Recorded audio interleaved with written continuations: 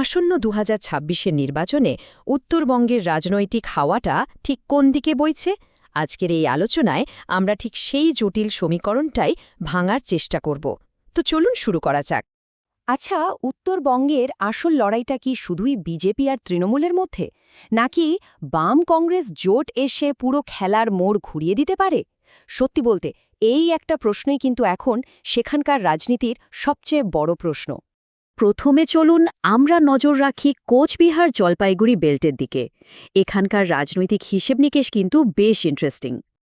দেখুন, মাথা ভাঙার লড়াইটা কিন্তু বেশ হাই প্রোফাইল হতে চলেছে। একদিকে যেমন আছেন বিজেপির নিশীথ প্রামাণিক, ঠিক তার বিপরীতে তৃণমূলের প্রার্থী শাবল বর্মন। আবার যদি ময়নাগুড়ির দিকে তাকাই, সেখানে সিপিআইএম প্রার্থী করেছে কমল কিশোর রায়কে। মানে বোঝাই যাচ্ছে লড়াইটা বেশ জমজমাট। এখানে একটা বেশ বড় খবর আছে কিন্তু। শোনা যাচ্ছে ময়নাগুড়িতে বিজেপি নাকি তাদের প্রার্থী বদল করতে পারে। ফাইনাল লিস্টে যদি সত্যি কোনো নতুন মুখ চলে আসে, তাহলে তো ওখানকার পুরো সমীকরণটাই ওলটপালট হয়ে যাবে। এবার একটু বামফ্রন্টের স্ট্র্যাটেজিটা দেখা যাক। দেখুন, ফালাকাটে যেমন সিপিআইএম নিজের প্রার্থী দিয়েছে, তেমনি কুমারগ্রাম আর মাদারিহাটের মতো এসটি সিটগুলোতে কিন্তু আরএসপিকে জায়গা ছেড়ে দেওয়া হয়েছে। বোঝাই যাচ্ছে জোটের শক্তি এক জায়গায় রাখাই তাদের মূল লক্ষ্য। আবার ফালাকাটার মতো সিটি খেলাটা কিন্তু অনেকটাই নির্ভর করছে স্থানীয় প্রভাবের ওপর। তৃণমূল হোক বা বিজেপি, দুটো দলই চাইছে একটা শক্তিশালী লোকাল ফেসকে সামনে আনতে। ফাইনাল লিস্টটা হাতে এলেই পুরো ছবিটা আরও ক্লিয়ার হয়ে যাবে। তো কোচবিহার জলপাইগুড়ি তো গেল। এবার চলুন একটু পাহাড় আর সমতলের রাজনীতির দিকে তাকানো যাক, কারণ এখানকার খেলার নিয়ম কিন্তু একদমই অন্যরকম। পাহাড়ে তৃণমূলের স্ট্র্যাটেজিটা বেশ ইন্টারেস্টিং।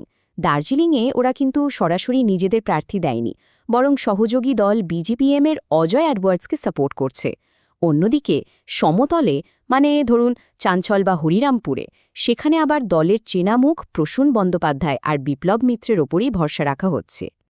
আসলে দার্জিলিংয়ের এই কেসটা থেকেই পরিষ্কার বোঝা যায় যে পাহাড়ের রাজনীতিতে লোকাল অ্যালায়েন্স বা স্থানীয় জোটের গুরুত্ব ঠিক কতটা। তৃণমূল নিজে কন্টেস্ট না করে বিজেপিএমকে সাপোর্ট করছে, এটা নিঃসন্দেহে একটা বড় স্ট্র্যাটেজিক মুভ।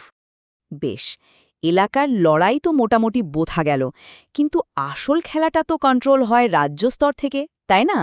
চলুন এবার দেখে নেওয়া যাক কোন কোন হেভিওয়েট নেতার প্রভাব এবারের উত্তরবঙ্গের ভোটে পড়তে চলেছে।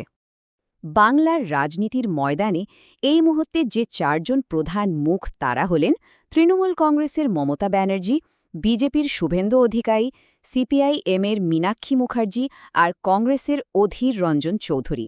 এদের প্রত্যেকের এক একটা পদক্ষেপ, এক একটা সিদ্ধান্ত কিন্তু উত্তরবঙ্গের ভোটের রেজাল্টকে অনেকটাই প্রভাবিত করতে পারে। তো চলুন এবার একটু বড় ছবিটা দেখি, মানে প্রধান দলগুলো আর তাদের জোট কিভাবে এই নির্বাচনের জন্য নিজেদের ঘুঁটি সাজাচ্ছে, সেটার একটা ওভারঅল আইডিয়া নেওয়া যাক। শুধু এই চারটার দিকে তাকালেই বোঝা যাবে লড়াইটা কতটা জোরদার।